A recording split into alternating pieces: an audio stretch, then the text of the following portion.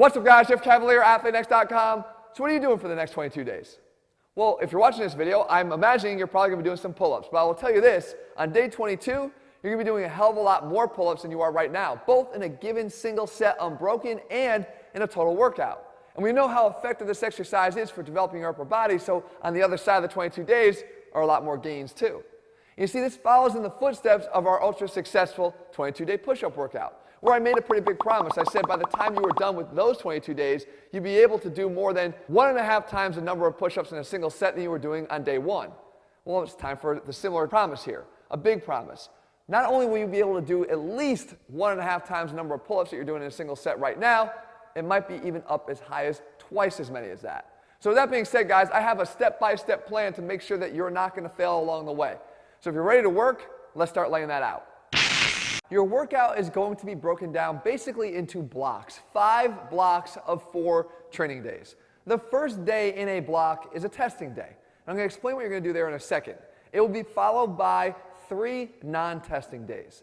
All right, so if you look at this and you repeat this 5 times, you come up with 20 days. On day 21 and day 22, I'm reserving those for our final tests.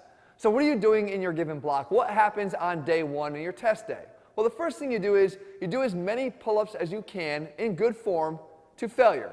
Okay, all the way up to your chin gets over the top of the bar and all the way down dead hang. Okay, then you take a 2-minute rest. After that point, you come back and you start a clock for 5 minutes. You have 5 running minutes to do as many pull-ups as you can. Understand, you can get down off the bar, you can rest, pause, you can do whatever you have to do. Just count how many pull-ups you do in that 5-minute total. At the end of that testing day, add up the original set that you did to failure plus the total number of pull-ups that you did in that 5-minute period, and that is your test day total. Now keep in mind, you want to save those 2 totals because this is what we're working off of. You're going to see how many pull-ups you did in that single set. That's what we're going to improve in our final day of this program, and that capacity to do more pull-ups is going to come in really helpful again on that second to last day of the entire 22 days. All right, so now days 2, 3, and 4 are those non-testing days. And what you do here is 2 exercises. 1, an accessory exercise to help us to be able to do more pull-ups by the time we're done, and you actually do more pull-ups. But the way you do them is going to be different. Let's start with the first non-pull-up exercise. It's a chin-up on day 2. And your goal here is to do twice as many as the number you did to failure of the pull-ups on day 1, or on that first testing day. And the idea here is that you're not going to allow yourself to actually go to failure. So if I did, let's say, 10 pull-ups to failure on day 1, I'm just looking to accumulate here 20 chin-ups. And I stop short of failure. If I'm getting tired around 6 or 7, I stop, I shake my arms out, I get back up to the bar in 10 seconds, and I keep going until I've accumulated all 20 reps. That's it. Then we move on to the pull-ups. And with the pull-ups here, the idea is to take that number from the first day, if it was 10, and now do 40% more. So if it was 10, we're looking for 4 additional reps, 14 pull-ups here, but done not to failure, done in the same rest pause fashion, holding a couple back that you just did the chin-ups on. We proceed to the next non-testing day. In this case, now we're shifting the focus away from the chin-up, which is more of a bicep focus, to the forearms with our commando pull-up. And we know that the forearms and the brachialis are going to be contributing as well to your ability to do more pull-ups, so that's why we want to work them in.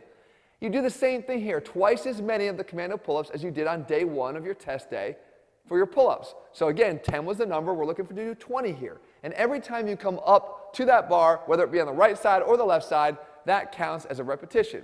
Once again, you don't take it all the way to failure, you save a little bit in the tank, you rest pause until all 20 are done. Now you go back and you do your pull-ups after a rest, and this time the goal is not to add 40% to the original total, but to add 50%. So again, starting with a 10 rep pull-up that you did, now you're going to have to add 5 more, so you're doing 15 today. We move on to the last non-testing day, and this time we start with something called the scat pull hang. Now look, if you're going to be hanging up on the bar longer because you're going to be doing more pull-ups, you got to get used to being up on the bar longer, and that's where this exercise falls in. All you have to do is set yourself up to the bar like this, and then consciously depress your shoulder blades. Pull your scapula down and back. Think about pulling your shoulders as far away from your ears as you possibly can, and simply just hang there for as long as you can. Again, building up your stamina and your endurance and your ability to hang from the bar. Now note the time that you are able to hang here, because I do want to see increases along the 22 days in this asset as well, because if you can increase your dead arm hang time, that's also going to have some other benefits to the rest of your workouts. But make sure that you're aiming for at least a 5-second increase every time you perform this. And we wrap up the second half of our final non-testing day with, once again, more pull-ups done in that same not-to-failure fashion, but this time the increase is not 40%, it's not 50%, it's 60% from the original day 1 test total, which means that in this case you'd be doing 16. So now that comprises your first block of training, days 1 through 4. And as I mentioned in the beginning, this is simply going to be repeated a total of 5 times. However, the important thing to note is that your test day sets the stage for everything else that follows. So on day 5, your new test day, you get a chance to set a new max for pull-ups in a single set. And all of those non-testing days that follow, the activities, the chin-ups, the commando pull-ups, all that is going to be based off of the new test day total that you just had, to ensure that we're continuing to progress over the course of the 22 days. As I said before, when you encounter that bar hang challenge, you want to see if you can at least increase the number of time that you can hang on that bar by 5 seconds at minimum. You continue to do this now all the way until you get to days 21 and 22. And that's where our final 2 challenges are. And on the first of which, we have our day 21 timed challenge. So remember in the beginning, you did your set to failure, you rested 2 minutes, you came back and you did as many pull-ups as you could in rest-pause fashion for a 5-minute period. You added those 2 numbers together, and I told you to remember that number and to write it down.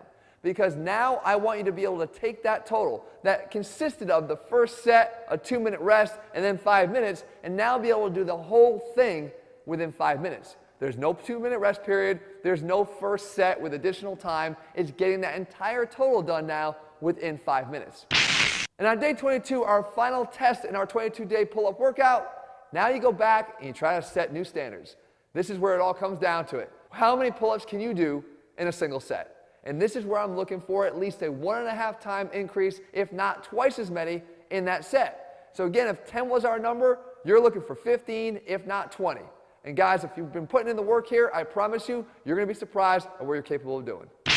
So there you have it, guys, a 22-day step-by-step plan that I guarantee is going to deliver what I'm promising here. It's going to get you doing a hell of a lot more pull-ups than you are right now if you're willing to put in that work.